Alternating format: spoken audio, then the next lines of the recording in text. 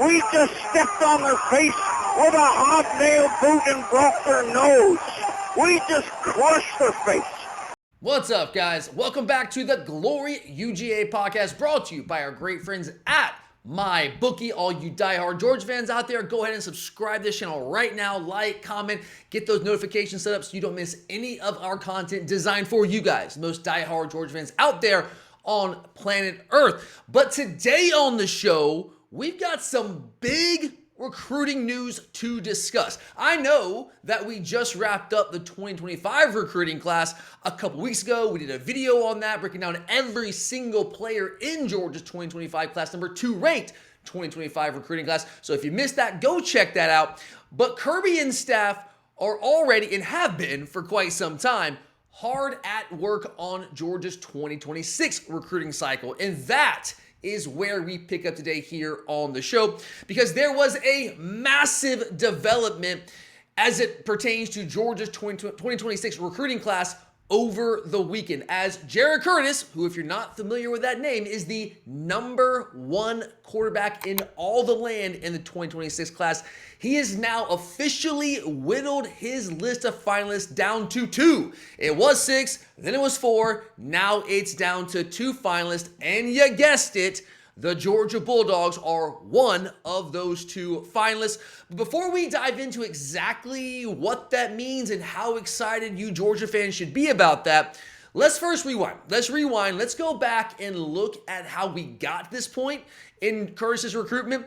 So this is a kid that kind of burst onto the scene as a freshman in high school. In fact, he plays in Tennessee. He was the Tennessee Mr. Football runner-up as a freshman in high school. And as you might imagine, when you have a freshman doing things like that, that is going to put this kid firmly on everyone's radar. Everyone in the country is now going to know who this kid is.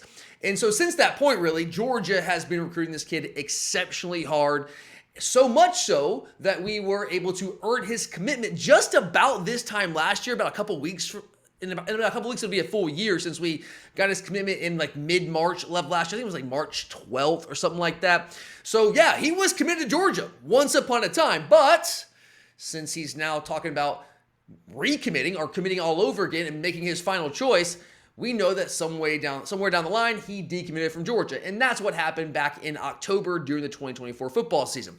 But at that time, even though he did decommit from Georgia, which is never anything you want to happen if you've got this guy on your commit list, especially a guy this highly touted, this talented, but he did make it very clear when he decommitted from Georgia back in October that this in no way meant that Georgia was out of the running. In fact, he was very clear saying that Georgia is still very much a player in his recruitment. He really just kind of wanted to take a step back and look at more of his options because it was very clear where this thing was going for him. His family had agents, got a full team around him, all that. So it's a smart move. Just back off, see what your options are. And if Georgia's the place for you, well, eventually you can still end up at Georgia if that's where you want to go. So he did decommit from Georgia, but with the caveat that we were still very much in this thing. And as so, we did not let up one bit on his recruitment. So let's fast forward now from last football season to January, like last month. In January, he named a top 6. Very early January, I think like shortly after, maybe right before the national championship game, somewhere around there, he named a top 6. Then a couple weeks ago, he trimmed the top 6 down to essentially a top 4 by announcing that there were 4 official visits that he was going to be making. Of course, Georgia was going to be one of those official visits. Oregon was going to be one of those official visits, which, by the way, it's Georgia and Oregon are the 2 finalists in his recruitment. And then Auburn and South Carolina, kind of like where did that team come from? But they were also there as of a couple weeks ago getting an official visit. But then now about 3-ish weeks later, he has gone ahead and he has cut his list down to the 2 finalists, which again are the Georgia Bulldogs and the Oregon Ducks. So interesting dynamic here. You got Kirby Smart, you got the former protege and Dan Lanning going head-to-head for one of the top prospects in the entire country, certainly the top quarterback prospect in this 2026 class. So that's how we got here. That's how we got to this point where we are right now. So now, I think the next place to go, the next logical thing to talk about here is, why should you care? As a Georgia fan, why should you be invested? Why should you continue to watch this video and be breaking down what Jared Curtis brings to the table? Well, guys, I'm just making it really simple for you because the dude is a bona fide stud. I don't speak in absolutes. I really try to stay away from that because there's very little that's just absolute in this world.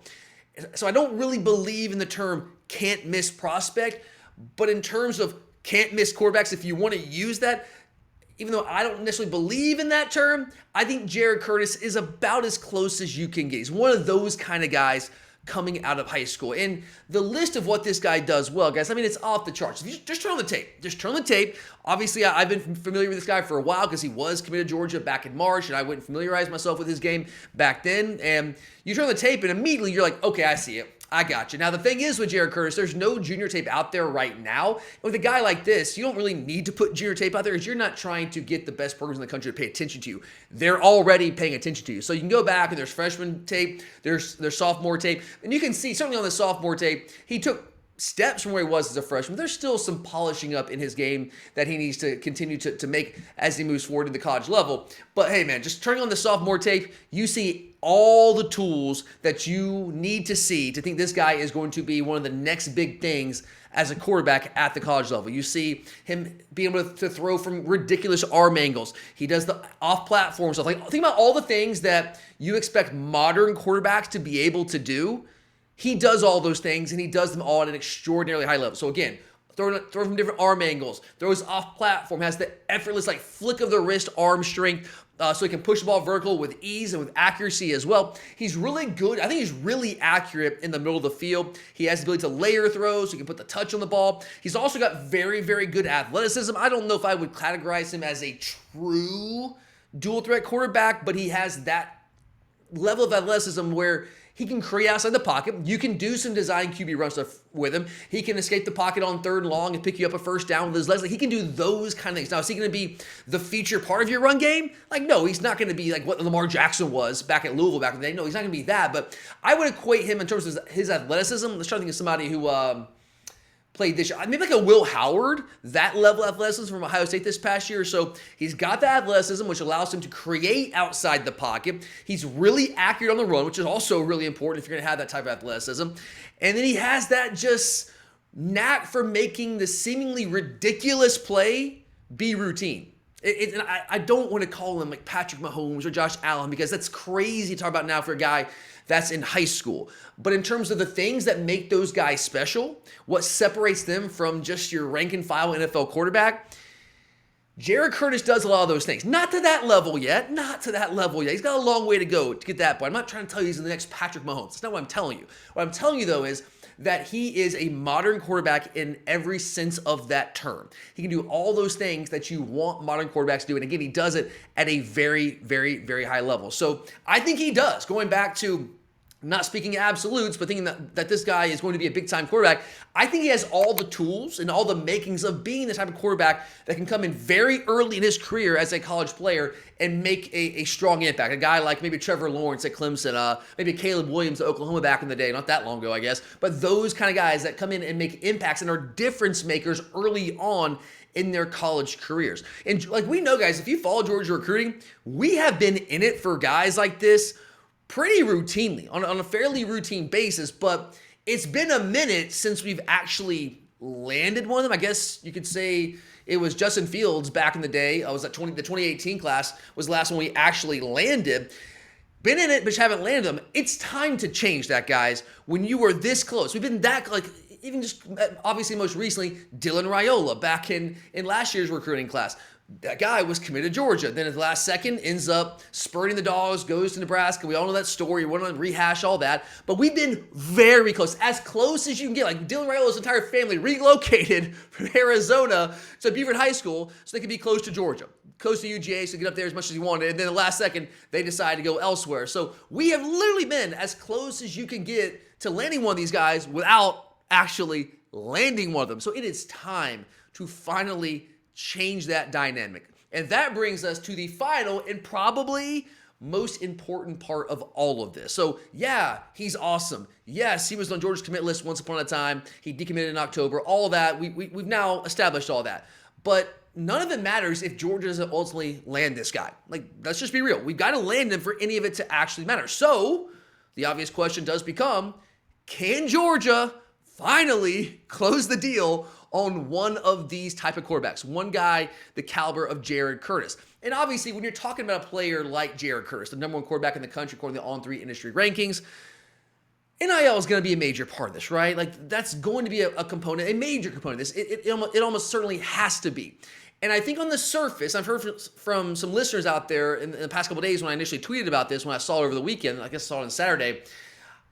And I think the initial reaction among a lot of Georgia fans is like, well, I mean, he's going to Oregon, right? Like, it's just impossible to match that Nike money. If we're talking about a guy like Jared Kurtz, number one quarterback in the country, with Nike, Oregon's going to be able to go to a financial level that Georgia, even with all our resources, just can't match. We're not going to win that battle. We've seen it happen before. We saw it with Nebraska and Dylan Raiola. They needed Dylan Raiola more than Georgia did, and so they were willing to go higher than Georgia was willing to go. We've seen that story as recently as like a year ago. So I know like that's the initial reaction from a lot of Georgia fans, and that's entirely reasonable. It 100% is. And you might be right. You might be right. That might ultimately end up being the way this thing goes. But I would say not so fast, my friends. Not so fast here, because I know you've all been paying attention to this, but if you haven't heard of it, there's anyone out there that's kind of just been laser focused on the football season, not the off the field stuff. We have this thing called the House settlement pending right now. And so this is the whole salary cap, revenue sharing, all that kind of stuff, right? So with the House settlement pending right now, and last time I checked, there was supposed to be a hearing, a hearing to make the final decision on whether to approve this House settlement or not in early April. I think it's like April 7th, the last time I heard. Now I know we're talking about legal things, that's always subject to change, but last time I saw, it was supposed to be early April when a final hearing on a final decision was set to be made. So if, and we don't know what's going to happen here, like crazy things happen when it comes to court cases, right? We know that. But if the House settlement is approved, which I do think still is the expectation right now. There's been a lot of groundwork laid for that to not end up happening. But if that does happen, that means you're going to see much more of a level playing field when it comes to college athletics, and not this wild, wild west of NIL that we've seen over the past couple of years, which is just wreaked havoc all over the sport, and coaches have like lost their minds over, right? And I don't want to go into all the minute details of what the House settlement does, but just like big picture look here, essentially what it would do is it would more or less create a salary cap. I think it's like $20.5 million that each program could go up, each athletic department could go up to. They don't have to fill the full $20.5 million, again, quasi salary cap kind of thing, but they can, right? And it's up to the athletic departments to determine how to distribute that cash. Now, when the Biden administration left, they issued a guidance saying that, well, Title IX applied, and now with the Trump administration in office, they reversed that and said, no, Title IX doesn't apply to this. So who knows? There's still a lot to be figured out there. We'll see how it all plays out. But when you have essentially a salary cap there, that means you have a situation where every team has a certain amount of money. And most teams are going to try to fulfill the full $20.5 million, and no team has more money to work with than that in terms of the revenue sharing component of this. Now, I know collectives are still technically going to be out there, but another big part of this House settlement is they're trying to reduce the influence of these collectives and the third-party NIL people, right? And the way it's set up right now, and if it works out this way, this is how it'll work. There's essentially the NCAA is going to have a clearinghouse of sorts for third-party NIL money, right? So if Nike, for example, it would be a third-party NIL deal, I guess. If they want to come in and offer Jared Curtis more money, well, that has to be cleared through this NCAA clearinghouse. And I know that most of us don't have any faith in NCAA whatsoever to have any sort of teeth, any sort of enforcement mechanism. And I don't blame you. I don't have much faith in them whatsoever either. I'm very curious to see how it will work out.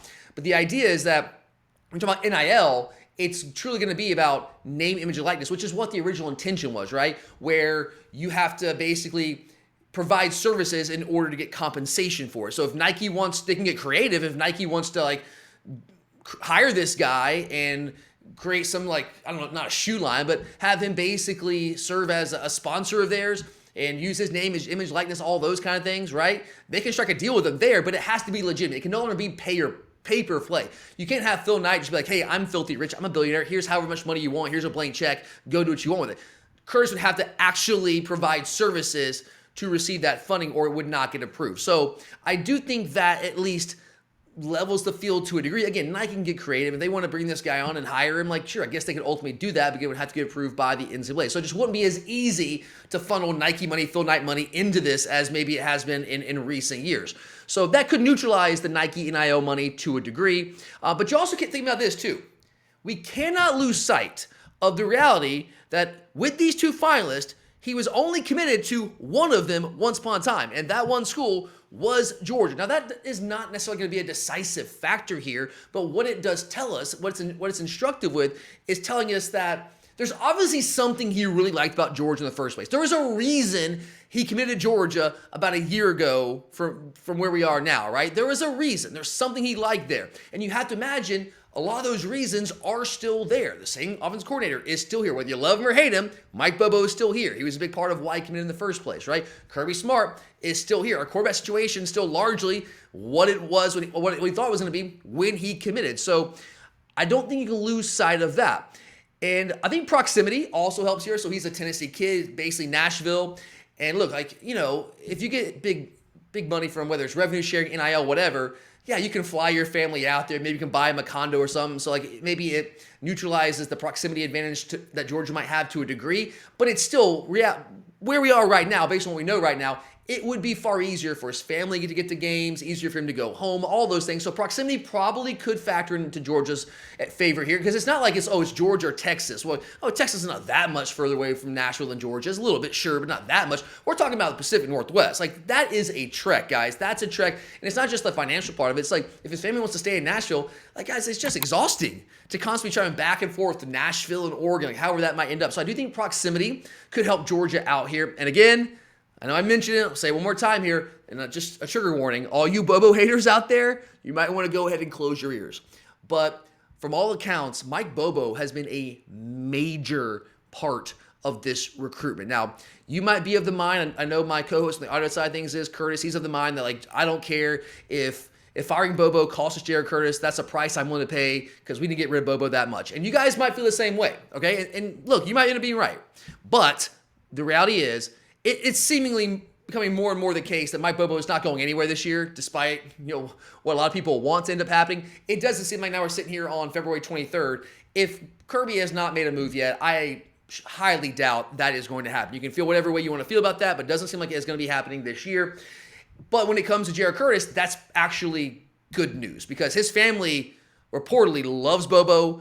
Bobo is a big reason why Curtis committed in the first place. They have a strong relationship. On the first day after the season when coaches could get out on the road, Bobo went and spent hours and hours and hours and hours in Nashville with the Curtis family. That tells you what kind of priority this kid is, and it also tells you kind of the relationship between these two guys. So even though you might not love Mike Bobo, and you might not be thrilled that he's probably going to be sticking around for the 2025 season, it does really, really help us in this recruitment, Jared Curtis. They have seemingly a strong relationship. So, look, guys, I can't guarantee you anything. When it comes to recruiting, especially nowadays, the NIL, now I guess revenue sharing era, which is going to be uncharted waters. We'll see how that works out.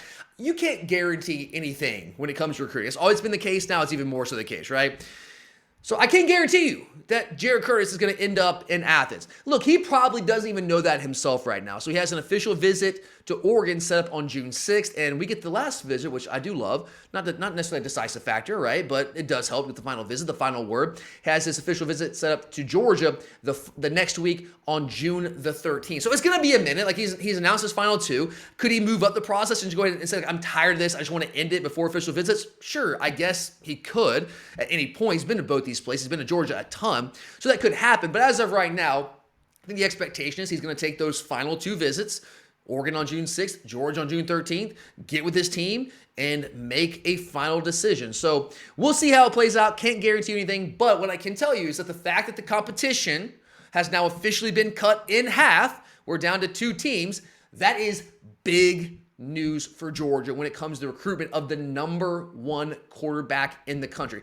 And with some of the other advantages that I laid out with proximity, Mike Bobo, the fact that he was already committed to Georgia at one point, which leads you to believe there's something that he really liked about Georgia, that all of that should combine to give Georgia fans, at the very least, a fair amount of confidence going into the final stretch run of this Jared Curtis recruitment, which, again, as of right now, looks like it won't be finalized until sometime in the middle of the summer. But hey, the Dogs are still in it. That's great news. One of only two teams. And, of course, we'll keep you guys updated with how this plays out as we get more information. So there you guys go. Appreciate you checking out today's episode. We'll be back later in the week with the next edition of our Spring Practice Primer Series. We already did quarterbacks. We're going to be talking about receivers, offensive line, we'll do tight ends, then we'll do running backs, and we'll flip over to the defense side of the ball, do all those positions, every single position on the team. We will have a preview for you guys, getting you ready for spring practice. You're not going to find this kind of coverage anywhere else, guys. So again, if you're a diehard Georgia fan, you want to go ahead and subscribe to this channel right now. Don't miss any of our content. Subscribe, like, comment, set notifications for yourself so you don't miss anything. I don't think you guys will regret it. All right, but we'll have you covered. But thanks for being here. I'm Tyler, and as always, go Dogs. Man, is there going to be some property destroyed tonight. 26-21. Dogs on top.